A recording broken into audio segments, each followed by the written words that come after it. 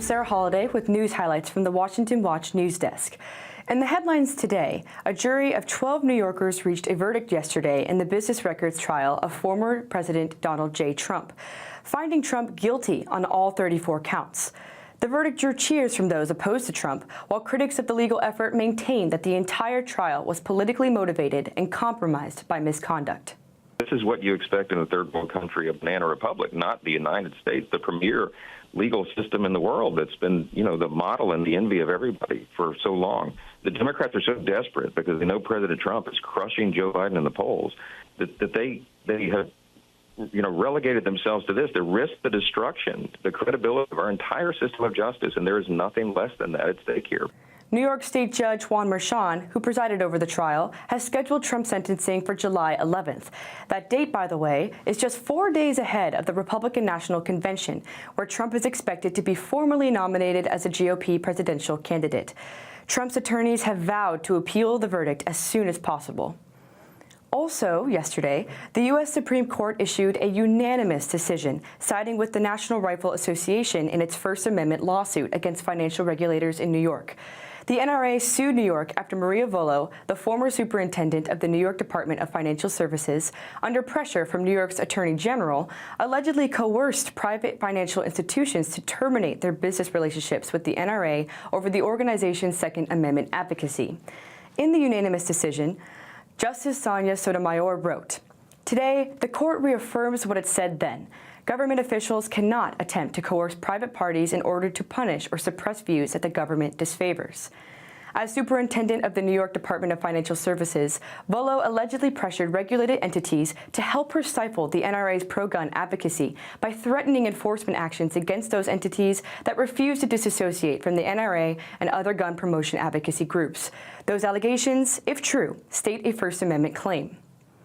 William Brewer, a lawyer for the NRA, said the ruling was a landmark victory for the NRA and all who care about our First Amendment freedom. The case now returns to the lower courts. In international news, U.S. Secretary of State Antony Blinken confirmed today that President Biden has approved Ukraine using U.S.-made weapons to strike targets inside Russia, a major shift that could open a new chapter for Ukraine in its war against Moscow. Over the past few weeks, Ukraine came to us and asked for the authorization to use weapons that we're providing to defend against this aggression, including against Russian forces that are massing on the Russian side of the border and then attacking into Ukraine. That went right to the president, and as you've heard, he's approved the use of our weapons for that purpose. Until now, Biden has refused to allow Ukraine to use U.S.-made weapons outside Ukraine's borders, fearing that such a move could lead to an escalation. According to U.S. officials, the change in policy went into effect on Thursday. And finally, Iran's Supreme Leader Ali Khamenei is welcoming into the fold pro-Hamas university students in America who have been protesting on campuses against Israel's war against terrorism. In a letter distributed yesterday through state-run media, Khamenei wrote, "As the page of history is turning, you are standing on the right side of it. You have now formed a branch of the resistance front and have begun an honorable struggle in the face of your government's ruthless pressure, a government which openly supports the usurper and brutal Zionist regime." Not surprisingly, the letter was highlighted by critics of the recent anti-Israel campus protests, including Congressman Byron Donalds, who tweeted this: "Iran is a theocratic dictatorship that represses, persecutes, and kills its own people. Iran is the leading state sponsor of terrorism in this world, and if this guy is supporting you, you are definitely on the wrong side of history." Notably, pro-Hamas campus protesters and professors have also garnered support from a wide range of extremists, including Al-Qaeda and Hezbollah. And those are today's headlines. I'm Sarah Holliday. For more news and commentary, be sure to check out the Washington Stand at WashingtonStand.com. Also follow us on social media at FRCDC. Up next is Washington Watch with Tony Perkins. We'll see you on Monday with more headlines.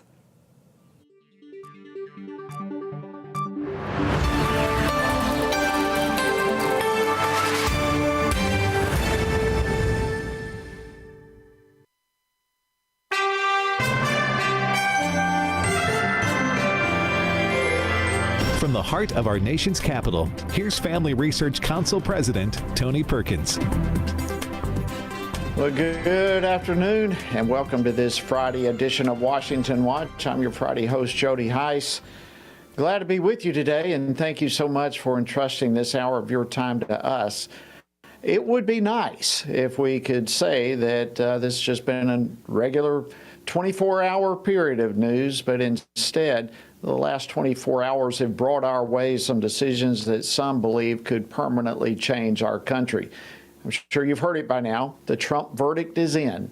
Everyday jurors vowed to make a decision based on the evidence and the law, and the evidence and the law alone. Their deliberations led them to a unanimous conclusion beyond a reasonable doubt that the defendant, Donald J. Trump, is guilty of 34 counts of falsifying business records in the first degree to conceal a scheme to corrupt the 2016 election. Well, that was Manhattan District Attorney Alvin Bragg taking a victory lap yesterday after the jury of 12 New Yorkers reached the verdict. Bragg took was a misdemeanor bookkeeping offense, long past its statute of limitations, by the way. And then he took, if you could refer to it as a triple bank shot, and it ended up into a 34-count felony indictment. All this happened along with a judge and a blue New York City jury. It appears as Bragg worked backwards from the desired conviction in order to get what he wanted. So what can we make of this unprecedented weaponization of the legal system going after a political opponent? Well, here in just a few moments, Josh Hammer, who's a senior counsel at the Article 3 Project, will join me, and we'll be talking about that. And how are Republicans on Capitol Hill reacting now that the Democrats have used a political trial to convict the leader of the opposing party? Well, Texas Congressman Keith Self attended the New York trial for a time last week and got a firsthand view of it all. So he'll be joining us a little bit later in the program with his thoughts. And as a member of the House Foreign Affairs Committee for 25 years, or 25 years of military service, and now a member of the Foreign Affairs Committee, Congressman Self is going to help talk and give us an explanation about the Gaza pier fiasco that's now taking place.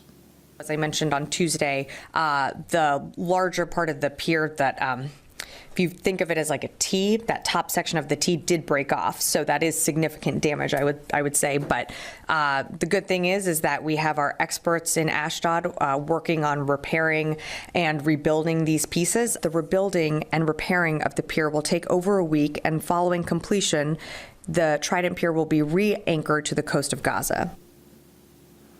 Well, that was Deputy Pentagon Press Secretary Sabrina Singh speaking to reporters yesterday. $320 million of our tax dollars well spent? Well, we'll be talking about that a little bit later in the program. And the 77th World Health Assembly concludes tomorrow in Geneva, Switzerland. Reports indicate that the proposed WHO pandemic treaty has too many problems to finalize before the assembly concludes. So what should we be looking for regarding this in the coming weeks and months? Washington Stand policy editor Travis Weber will be joining me live from Geneva to discuss that. And then in our weekly Worldview segment, David Clausen, the director of the Center for Biblical Worldview here at FRC, will be joining me to look at what researchers are now calling the new morality, as a percentage of millennials and the Gen Zers with a biblical worldview literally is plummeting. So we've got a lot to bring your way. Of course, our website is TonyPerkins.com. Tons of resources there for you that we encourage you to take advantage of. And just a reminder, we here at the Family Research Council are asking for your help. We are trying to tell the state Republican Party chairs to protect life as the upcoming 2024 GOP platform will be developing here in just a couple of weeks. So if you would like to help us urge those state leaders to stand for life and to encourage the platform committee to be able to do so, we're wanting the platform committee delegates to be supported as they stand for life. So you can sign the petition by going to one of two different options, frcaction.org/life, or you can simply text the word life to 67742. All right, take a deep breath. Up for our first story. You've all heard it by now. The left's lawfare against a political opponent delivered the result they wanted, as a New York City jury found former President Donald Trump guilty on all charges yesterday afternoon. But, as this case frankly made crystal clear, the weaponization of the levers of power by the left had little to do with justice and more to do with Trump. This was a rigged decision right from day one, with a conflicted judge who should have never been allowed to try this case, never. And we will fight for our Constitution. This is long from over. Well, of course, that was the former president speaking to reporters after the verdict. Well, how can America survive under a system where one side can target political opponents? Joining me now to discuss this is Josh Hammer. He's a senior counsel at the Article 3 Project. Josh, welcome to Washington Watch. It's an honor to have you. Thanks for having me. I really appreciate it. Wow, we have a lot to cover. As you know, even as we may have seen this coming, the results still feel shocking when it actually happens. Tell us your reaction. Yeah, I would echo that on both sides. So many people saw this coming. You know, personally, I thought that a hung jury was slightly likelier than a conviction, but I thought it was basically neck and neck. I thought that there may be one of the two lawyers in the jury pool. The two of the jurors were actually lawyers. I thought maybe one of them might start asking some very basic rudimentary questions here, such as what is the actual predicate offense? You know, Jody, as you mentioned in your opening monologue, this was a 34-count misdemeanor indictment, but the only way that Alvin Bragg, the Soros-funded prosecutor, purported to get around the statute of limitations issue while simultaneously hiking it from a misdemeanor to a felony, the only way that he was able to accomplish that was by tacking on an in furtherance of additional offense. And we literally never learned what that was until earlier this week. You know, I'm a lawyer by background. I clerked for a federal appeals judge on the U.S. Court of Appeals for the Fifth Circuit. I have never seen anything like this in the entire history of my life, certainly following cases as closely as I have. And it's just shocking. It is really shocking. I mean, insert your adjective of choice. It's horrific. It is repugnant, frankly. And unfortunately, this is just where we are. And, you know, I've heard a lot of chatter over the past 24 hours that say, oh, it's just Donald Trump. They're not actually coming for conservatives. They're not actually coming for traditionalists, religious people, all the various people that Hillary Clinton infamously referred to as the so-called deplorables back in 2016. Well, I have news for those folks. They actually are coming for all of us. Let's go back as far as the Obama administration, back when the Obama administration put the prosecutorial apparatus of the Eric Holder-led DOJ on the nuns of the Little Sisters of the Poor, just because they didn't want to get involved in subsidizing abortifacients as part of Obamacare. The left has been doing this nakedly out in the open for a very long time now. And, you know, it is shocking that we are here. They have crossed many Rubicons at this point, not just one Rubicon. But this is it. This is reality, and we have to deal with it the best we can. Yeah, and what's the crime? I mean, do we really know what the crime is that supposedly was committed? No, we really don't. So what happened was, I host two shows, one of which is called America on Trial with Josh Hammer. It's a daily legal show. So I follow the legal stuff very closely. You know, I learned, as I'm sure the rest of the world learned, what Alvin Bragg's theory of the case was when the jury instructions came out earlier this week around Tuesday or so. And, you know, even the jury instructions were outrageously convoluted. It apparently took Judge Merchan in that courtroom 1 hour to actually read the jury instructions to the 12 jurors. Jody, how the heck can a juror possibly be expected to understand the law and then try to apply the law to the facts of a case if it takes an hour for the judge to even read the jury instructions? I mean, like I said, I'm a lawyer. I probably wouldn't even know what to do if I heard jury instructions that lasted 1 hour.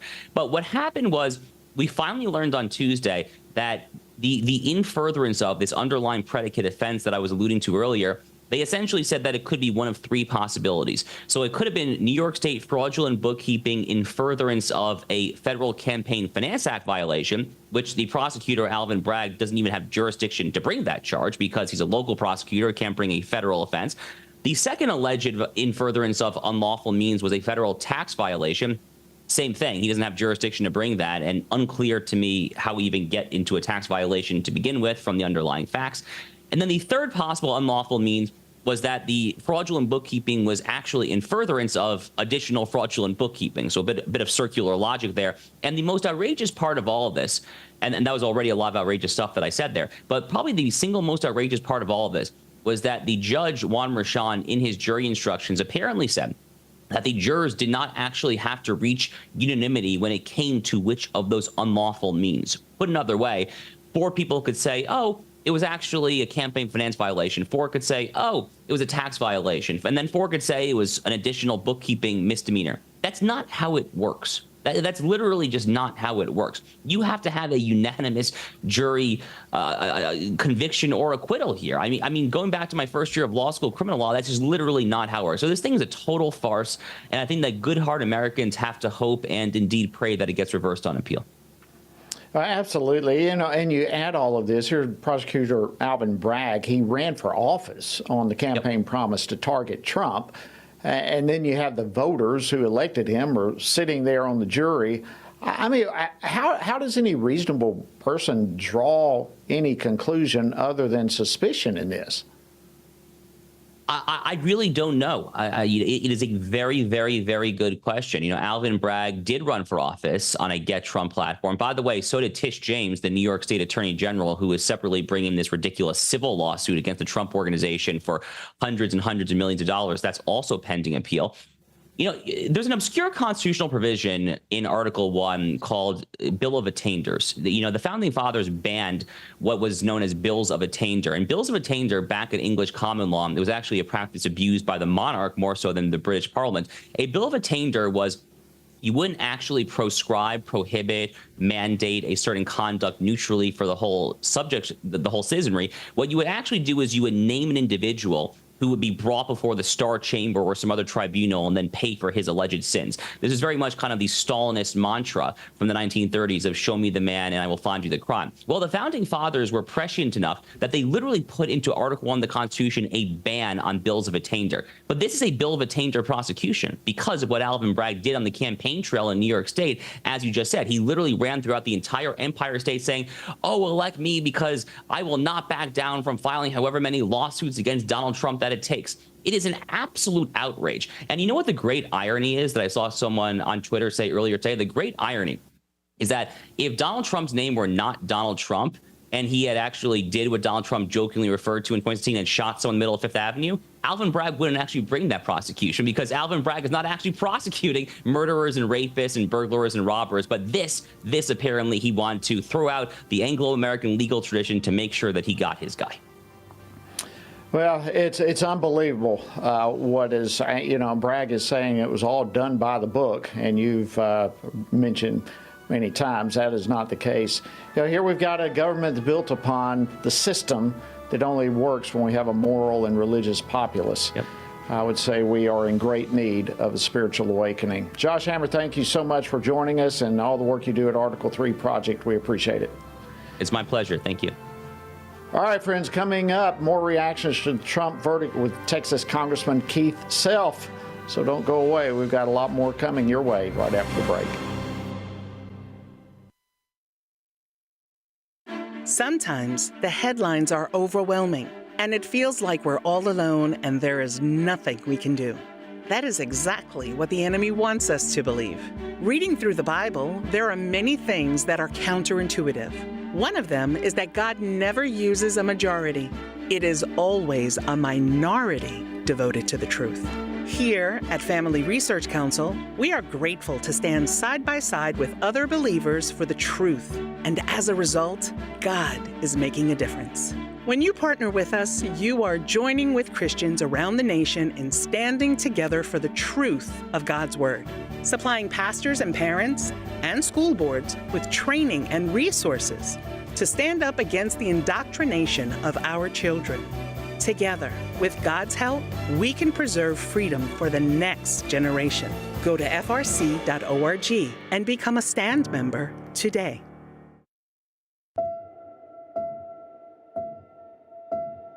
All of us are born with the desire to find truth and meaning. Where did I come from? What happens when I die?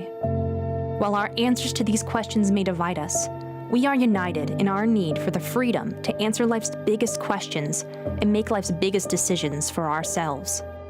That's why religious freedom matters for everyone. Religious freedom matters because the powerful have long wanted to control those who are less powerful. Religious freedom matters because the freedom of those who are different is often threatened by those who believe different is dangerous.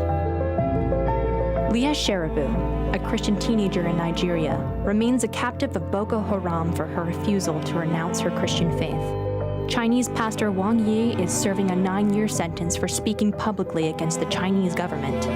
In Pakistan, Asif Pervez is on death row for allegedly sending a blasphemous text message. All of this because people in power decided different is dangerous.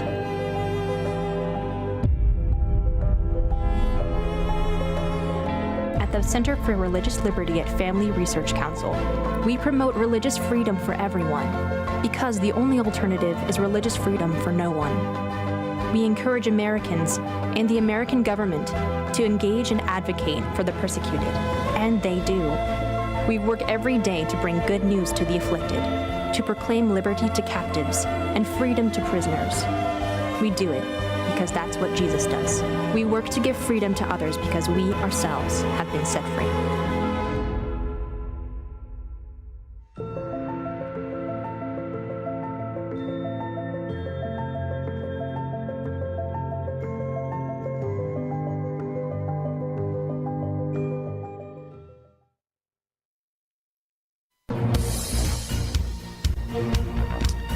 Thank you for joining us today on Washington Watch. I'm your Friday host, Jody Heiss, and honored to have you with us. All right, as the verdict in the New York City trial against former President Donald Trump dominates the news, we have seen a passionate and united reaction from Republicans on Capitol Hill.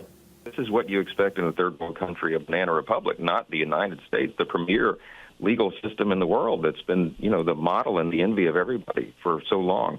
The Democrats are so desperate because they know President Trump is crushing Joe Biden in the polls that they have, relegated themselves to this. They risk the destruction, the credibility of our entire system of justice, and there is nothing less than that at stake here.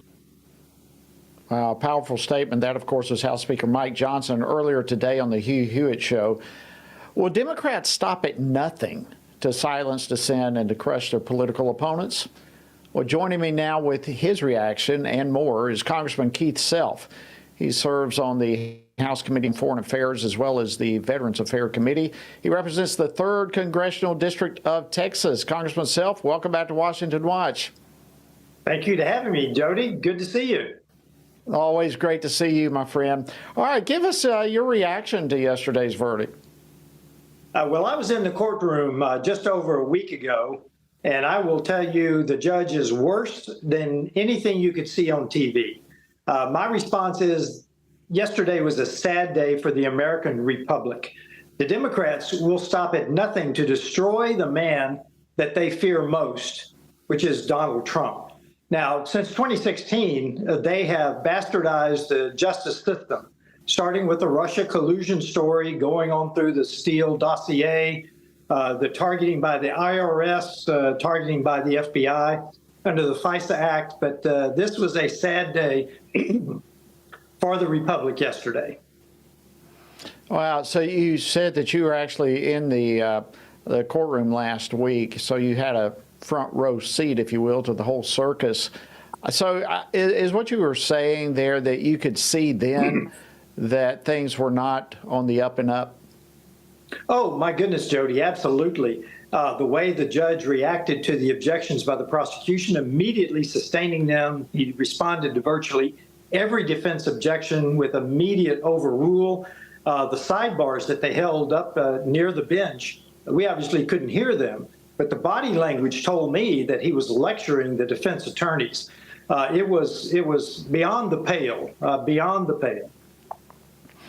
Well, I wish we could talk all night on this, but there's so much other stuff in the news, and some of it, to be very honest, is kind of going under the radar because the the dominant news is, of course, the Trump verdict. But if we can switch topics to Israel, Congressman, the Biden administration has now suspended operations on the Gazan pier. I wanted your opinion on all this, given your military background, your expertise. What's your assessment of the situation there? We probably should have just taken those $320 million and thrown them into the sea, Jody. We pretty much did, it looks like. That was obviously built on orders, because the military knows that along the Gaza coast, there are sea stages 3 and 4. That pier is not designed to be built to withstand stage 3, much less stage 4.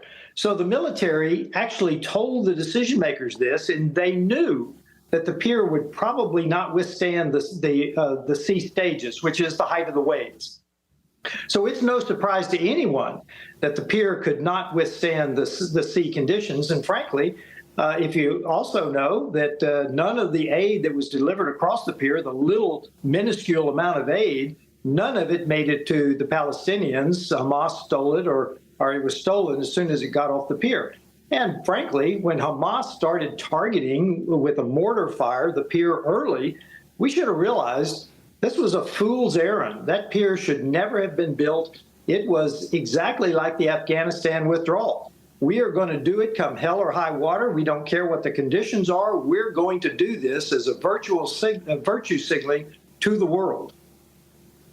Well, you bring up a good point there. Let me just throw this out to you. Of course, this pier took a couple of months. Some are saying $1.5 billion to build. It only lasted less than 2 weeks.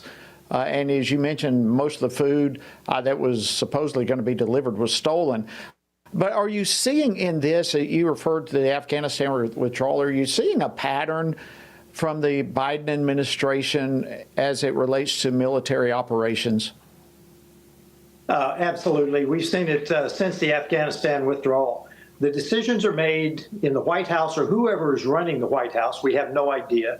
And they are transmitted as you will do this, regardless of the conditions on the ground, regardless of the cultural conditions that they see.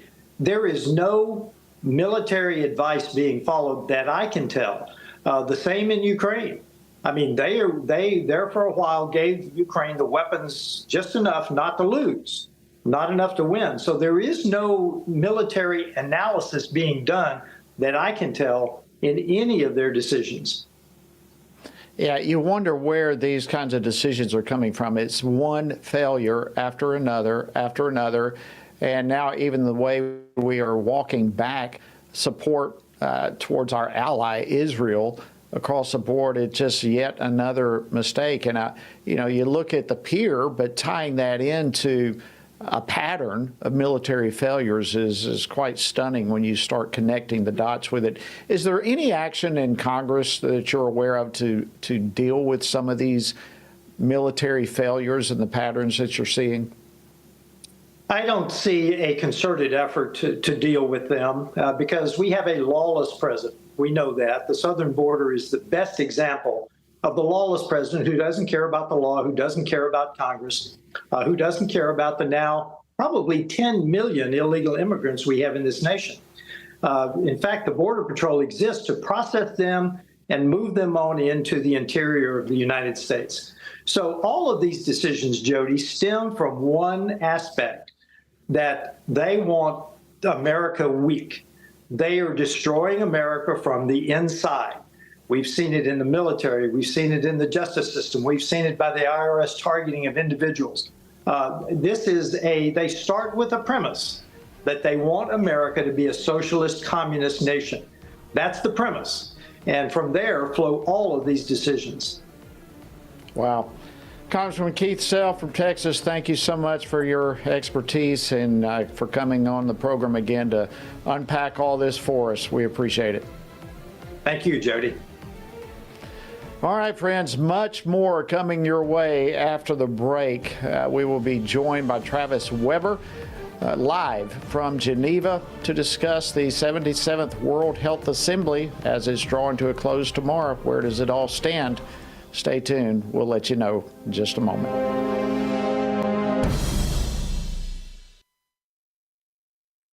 Everything we do begins as an idea. Before there can be acts of courage, there must be the belief that some things are worth sacrificing for. Before there can be marriage, there is the idea that man should not be alone. Before there was freedom, there was the idea that individuals are created equal.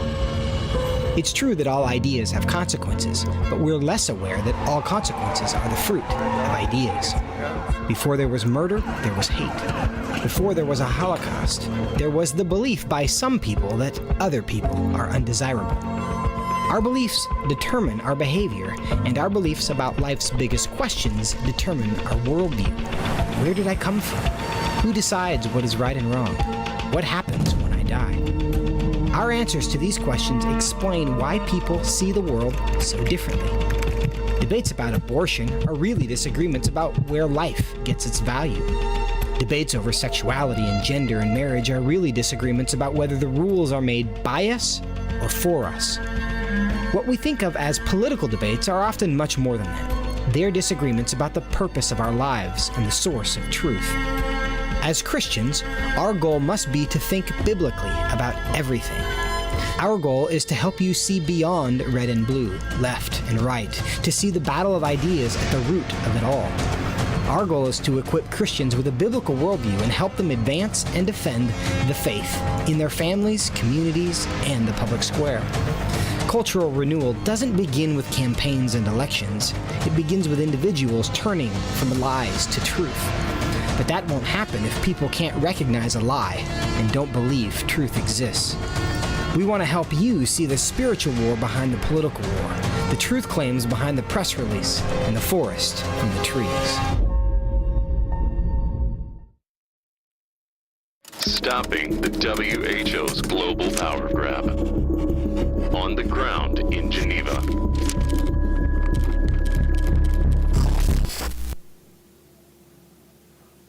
And welcome back to Washington Watch. I'm your Friday host, Jody Heiss, and welcome aboard. All right, you know it by now. We've been talking about it all week. The 77th World Health Assembly is going to be wrapping up tomorrow, and it appears that the Assembly delegates are going to be departing Geneva, Switzerland, having failed to finalize the pandemic treaty that we've been tracking here on Washington Watch. But they may agree to a process to try to tackle it all in the months and years to come.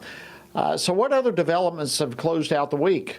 Joining me now from Geneva to discuss this is Washington Stand Policy Editor Travis Weber, who also serves as the Vice President for Policy and Government Affairs here at FRC.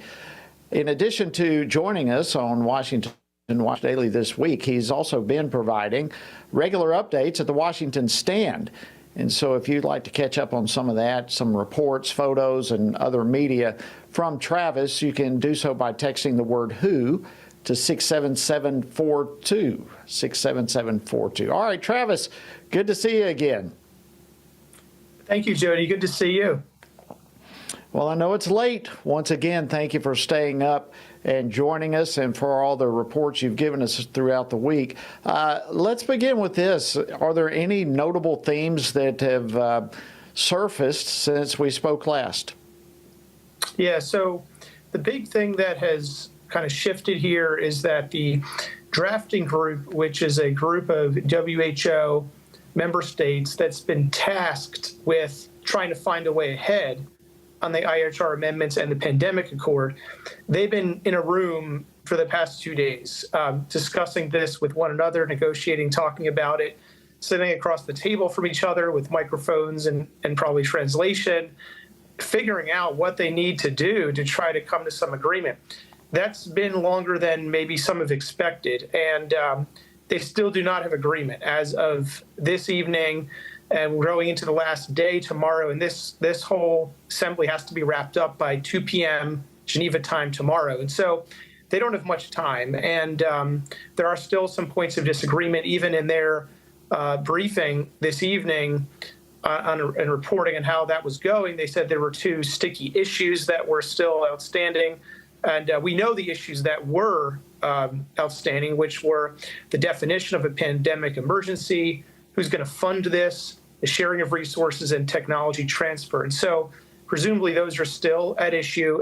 And we're going to be watching to see what they come out with tomorrow morning, as anything they come out with would have to be passed through the committee that it's given to, and then the full assembly. So we'll have to see what happens, but still no agreement on the amendments to the international health regulations here.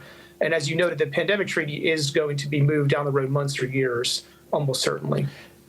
Yeah, so with the clock ticking as it is, it would seem to me that even if they were to come to some sort of internal agreement throughout the night, that for it to go through the committee and then for the delegates who would have to read for the first time what the agreement is, and they've got to have time to sort through it. What would this mean for their individual countries and so forth? It seems, at least from my perspective, sitting on the outside, highly unlikely that they're going to make it before the finish line. Yeah, I think that's fair, and I don't think it's proper to try to force country delegates to digest the terms that are changing once again in a time span of minutes or hours before they have to pack up and leave. And so this has been a concern going back months, if not years, and it's the basis of some commentary about the whole situation here. That being, you need to let enough notice per the WHO's rules and the international health regulations, 4 months notice of any amendment. And so they have they've failed to give enough notice on any changes, even according to their own rules. But it paints a really a lack of propriety in terms of proper notice, consideration given, and certainly everyone's tired at this point, and they shouldn't be trying to rush these things through. And I don't, countries really, should be realizing that the poor circumstances under which they're operating and trying to digest this at this point. I mean, you have to understand what you're getting into, and I think we're in crunch time, and it's really difficult to do that. Well, we've only got about a minute or so left. Travis, you, of course, are the Washington Stand policy editor, and it's been an incredible week for you attending a conference such as this. As it all wraps up, do you have any final thoughts about your time in Geneva? Yeah. Jody, I think it's important, for those of our followers, Christians in the United States and elsewhere around the world to understand what's happening in places like this WHO meeting and the other global meetings that are happening. We have to understand, because we need to bring the perspective that God has, his heart and his thoughts and his mind to these situations and conversations. They're going to be happening one way or the other. And, it really would make sense for us to understand what's happening there so we can bring God's perspective and pray over the issues and everything that's happening in these forums. So it's given me a new respect for being attentive to them so we can bring the Lord's perspective to them. Extremely well said. Thank you so much, Travis Weber. We appreciate it so much, and thanks for the incredible work you've done as the reporter for FRC and Washington Stand there in Geneva. Safe travels back as you come, my friend. We look forward to seeing you again soon. Thank you. All right, friends, after the break, we are going to continue our weekly worldview discussion. We'll be joined by David Clausen to examine America's 40-year drop in biblical worldview. And I guess a more important question, how can we reverse that decline? We'll get into it all right after the break, so stay tuned.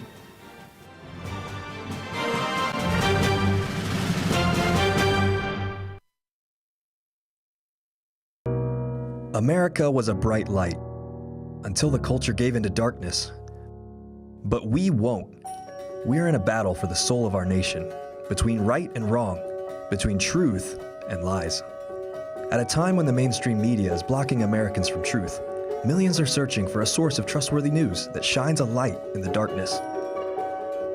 At this time of great need, FRC is lighting the way forward. For 40 years, Family Research Council and its partners have stood together to advance and defend biblical truth in government and culture. Between our flagship broadcast program, Washington Watch with Tony Perkins, to our news outlet, The Washington Stand, FRC is providing believers across the country with news they can trust from a biblical worldview. When you stand with FRC, you help light the way forward for America and the next generation. Go to frc.org/give. Jesus said in John 15, "These things I've spoken to you, that my joy may remain in you, and that your joy may be full." In 2024, in these divided and uncertain times, how can this be possible? By abiding in Him through His Word. At Family Research Council, we want to help you do that, which is the reason for the Stand on the Word Bible reading plan. In just 10 to 15 minutes each day, you will have read the entire Bible in just 2 years. But more importantly, you will be abiding in Him daily. Find our Bible reading plan at frc.org/Bible. And join Tony Perkins each weekday for a 10-minute devotional inspired by the daily reading and designed to encourage you on this journey through the Bible. Listen on Apple Podcast, Spotify, and YouTube. And remember, the grass withers and the flower fades, but the word of our God will stand forever. Research has found that there are 59 million American adults who are a lot like you. There are millions of people around the country who are born again, deeply committed to practicing their faith, and believe the Bible is the reliable Word of God. But that's not all. They're also engaged in our government. They're voters. They're more likely to be involved in their community, and they're making a difference in elections. The problem is that a lot of them feel alone too. We want to change that. FRC wants to connect these 59 million Americans to speak the truth together, no matter the cost. If you want to learn more about this group and what it means to be a spiritually active, governance-engaged conservative, or if you want to find out if you are one of these sage cons yourself, join us. Go to frc.org/SAGECON, SageCon, to learn more. That's SAGECON, SageCon, to learn more.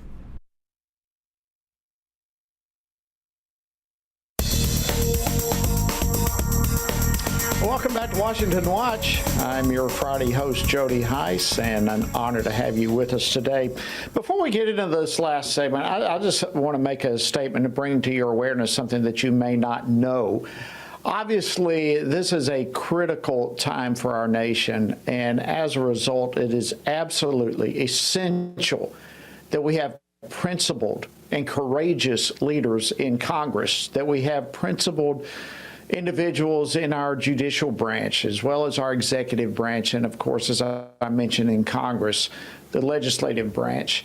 And I'm reminded by what James Madison said. As you well know, we're all familiar with this quote, where he said that our Constitution was written for a moral and religious people. It's totally inadequate for the government of any other. We are proving today as a country, the last part of his statement, we are proving the fact that absent religion and morality, our system of government doesn't work. We watched the events that have taken place this past week, and we're seeing our judicial branch turned upside down. We're watching the blinders come off Lady Liberty, and we're left scratching our heads saying, what in the world is going on? And that's just a small part of the numerous problems that we're facing in this country. But how do we fix it? Where do we go from here? Well, obviously, we need a spiritual awakening, but we also need principled men and women in Congress. We need principled men and women in our judicial branch, in our executive branch. It's critically important that policies that are biblically founded return to our country. Many of you may not know this. FRC Action has a super PAC. This PAC is called Faith Family Freedom Fund. It's here to focus our efforts on not only specific candidates, but on the overarching issues facing our day. And listen, I cannot go into it in detail here, but we've got a winning strategy. And a super PAC enables you, an individual or a corporation even, to give unlimited funds. Many of you don't want to give your money to the big organizations out there, the big super PACs, the ones that you hear from on your emails day after day after day, but you trust FRC Action. And I can tell you, you can trust Faith Family Freedom Fund. And I just want to let you know, first of all, that we have this PAC. And secondly, we could we would be honored to have your support. I want to encourage you to go check out the website, learn more, and see how you may want to get involved. The website is faithfamilyfreedom.org. That's faithfamilyfreedom.org. And thank you in advance for coming on board and helping us now more than ever. All right, let's shift gears. For generations now, just to highlight even what I was just talking about, we have witnessed a consistent decline in the acceptance of biblical principles by the American population.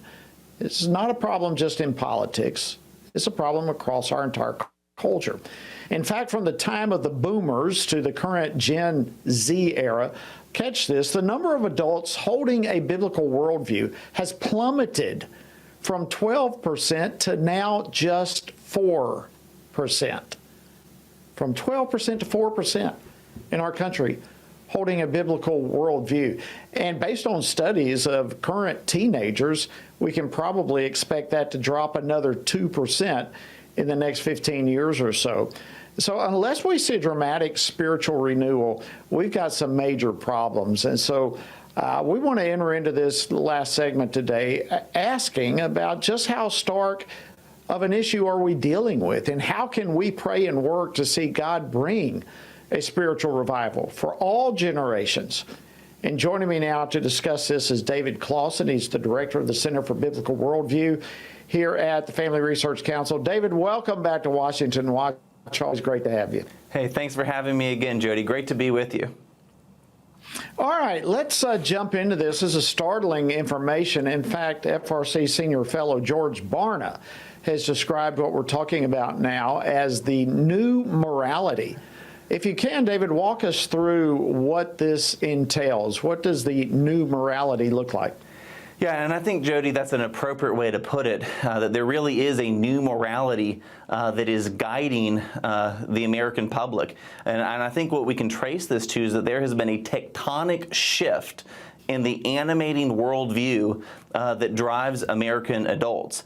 And so this is research, again, that George has been doing for several years, and the most recent installment of his research that was published for the Cultural Research Center shows that increasingly the newest adult generation, the youngest adult generation, Generation Z, holds to beliefs and attitudes that are more out of step with Scripture than even the previous generation, which would be the millennial generation or Gen X or the boomers. Jody, I pulled 3 stats that I thought were particularly interesting because I think these shifts in worldview, they obviously eventually affect culture, which will affect policy and politics. But just listen to these 3 statistics. So when you look at the baby boomer generation today, 60% of baby boomers broadly accept abortion. When you look at the millennial and Gen Z generation, it goes up to over 70% that are pretty broadly and generally okay with abortion. Another one would be, is it okay for consensual sex amongst unmarried adults? So once again, a majority of baby boomers, about 60%, believe that's morally acceptable. And then when you go to, again, the millennials and Gen Z, it goes up to, again, over 70%. So you can, again, continue to see the shift. And one other stat, Jody, that just jumped off the page, George's research asked, is it okay to refuse to pay back a loan if you accepted this loan from a wealthy relative? When you look at baby boomers, there was only 25% said, yeah, it's okay to not pay back the loan. But with millennials, it was 42% that thought it was okay, and it was 50% of Gen Z that said it would be okay not to pay back a loan to a wealthy family member. And so I think, again, this research just shows that something you and I talk about every Friday, Jody, that the shift in worldview is affecting our morality, and it's ultimately showing up in how we look at policy and politics as well. Yeah, that's right. This is, politics is just a reflection of the society, the culture as a whole. And I used to say this and see it every day during my time in Congress, that all these different men and women, representatives, they are a mere reflection of the country. And you look at the way that they act, the way they vote, the things they say, the things they do, the backstabbing, the this, that, and the other, and you understand this is just a reflection of our country. They literally represent every single district across the country. So as we look at this, David, it seems like in every category, there's a decline, if you will, in biblical worldview. Every category, every age group, it's an increasing problem. Is there anything that we can really attribute this to? Like, what is going on that is creating this drift from a biblical standard? I think there's probably a couple of things, Jody, that's contributing to kind of the drift. One is we live in a culture, you know that we live in a culture that is historically illiterate, but we also live in a culture that is biblically illiterate. The surveys that George has been doing that we talk about all the time, you know, the number was 6%, now I guess it's 4% of those who have a biblical worldview. And so I think this takes time, this doesn't happen overnight, Jody, but over a significant amount of time, probably over the last 50, 60 years, we've seen biblical illiteracy, we've seen Christianity lose the respectability that it once had, the influence that it once had. We've seen that previous adult generations have really dropped the ball when it comes to discipleship and catechizing their children. One other stat, Jody, that I'll mention from the research that really stood out to me was one of the questions that was asked, is it okay to engage in behavior so long as it feels right and doesn't harm anybody? Baby boomers, it was 29%. Said it's morally acceptable to engage in behavior so long as it doesn't harm anybody. When you look at the younger generations, 55% of millennials embrace that notion, and a full 66% of Gen Z, which is the youngest adult generation, when they look at behaviors, and they think, well, as long as this doesn't hurt anybody, it's okay if I engage in this behavior. What does that mean, Jody? It shows that there's no understanding of absolute moral truth. There's no understanding of that there really is an objective right and an objective wrong. And to me, that speaks to a fact that we have not done a good job of discipling people, especially in our churches. Well, that's a great point, and I want to get into that, and I think that really will go into segue into the next question I wanted to ask you. But when you talk about the older age group versus the younger adult age group, there's a pretty significant difference in the embracing of a biblical worldview on the topics that you're mentioning. So what guidance would you offer, say, the older generation of adults to those younger generations? What baton needs to be passed, and how can that older generation pass that baton? Yeah, so since I've been working with George Barna here at FRC, Jody, the statistic that I try to tell anyone who will listen to me is what George has proven after doing 40 years of research, which is that one's worldview begins to form around 15 to 18 months of age and is pretty much set by the age of 13. Now, of course, as Christians, we believe the Holy Spirit can break in at any time to reorient, our basic way of understanding things. But to me, that just shows if you have a 10, 11, and 12, a 13-year-old at home, or you have a 10, 11, and 12-year-old at your church, these are the prime years to invest, to engage. So if you work with children in your church, children's ministry, youth ministry, sometimes those seem like parts of our churches that we give the least amount of resources to. That's the wrong paradigm. Those are the years we need to be investing the most resources. So don't, if you volunteer or engage in children's ministry or youth ministry, think that that doesn't really matter. Well, no friend. Those are the years that matter the most. And so that would be encouragement I would give to the older generations wanting to disciple the next. Disciple is the key. In fact, Dr. Barna's research identified what he calls integrated disciples. What is the meaning of that term? An integrated disciple is one who essentially has a biblical worldview when you measure beliefs and behaviors.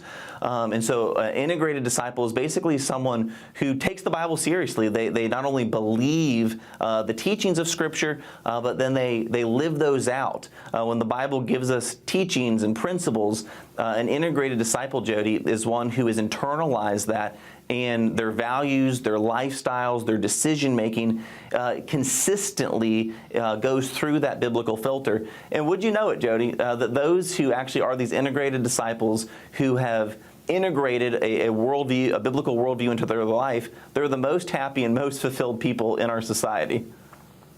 I can believe it. You know, when you're talking about that, even just this week, we heard about the death of Davy and Natalie Lloyd, a couple of missionaries in Haiti, and they really fall into this this age group that you're talking about, somewhere Gen Z, somewhere in that, perhaps millennial. I'm not sure exactly what age they were, but somewhere in that general ballpark. But these would be integrated disciples. I mean, they have taken their biblical worldview and put it into practice. Is that correct? That's absolutely correct. This couple, 21 and 23, Jody, is the ages. And Jody, this is an absolutely tragic story. You know, initially when I was thinking about this, I wanted to use the term martyr. You know, a Christian martyr is someone who dies for their religious beliefs. And at this point, I don't think we know whether they were actually targeted for their Christian faith. We know that Haiti is essentially descended into absolute anarchy. It's you know, there's no rule of law in that country. But what we do know about this couple, as well as a local man as well, was that they were with a church youth group, and they were walking out of the church when a gang came by, robbed them, and then, according to the AP, another gang came by, and that's when the violence ensued, and there was this shooting that took their lives. Absolutely tragic story, Jody. It's unbelievable. And there was, I know at least one other missionary was killed. Jude Santos was killed, part of that as well. Real quickly, David, how do we look at these kind of deaths biblically? Two things, Jody. I think this is a reminder, honestly, of how brief our lives are. James 4:14 tells us that, you know, our lives are but a vapor. And this is just a reminder, none of us are promised the next day. None of us are promised our next hour. So this reminds me that these Christian brothers and sisters, that they weren't promised and they knew that, Jody, here's the other thing. They knew what they were doing was dangerous. And yet, Jody, to me, they knew that the gospel message was worth risking their lives. I think that's, Jody, what touches me so much. They knew they were in a very dangerous place. They knew they were in an unfriendly neighborhood. And yet, again, 21, 23 years of age, they believed that the gospel of Jesus Christ was worth risking their lives. It was worth putting themselves into harm's way. You know, Jody, so many of the things that we give our lives to are so temporary, they don't matter, they're going to burn up. What we do for Christ matters. What we do for Christ will last. And I think that's an important lesson to take away from this story. Absolutely. David Clausen, always great to have you on and hearing a biblical perspective from all the news taking place. Thank you for joining us. Thank you, Jody. All right, friends, that wraps up another edition and another week here at Washington Watch, and so much in the news, so many reasons to be anxious. But let me just refer you back to Scripture. Proverbs 29:25 says, "Fear of man brings a snare, but whoever trusts in the Lord shall be safe." We are going to trust in the Lord. We're going to stand firm. I hope you have a fantastic weekend. God bless you, and we will see you next week right here on Washington Watch. Washington Watch with Tony Perkins is brought to you by Family Research Council and is entirely listener-supported. Portions of the show discussing candidates are brought to you by Family Research Council Action. For more information on anything you've heard today, or to find out how you can partner with us in our ongoing efforts to promote faith, family, and freedom, visit TonyPerkins.com. Also, to leave a comment about Washington Watch, call our watch line at 1-866-372-7234. That's 1-866-372-7234.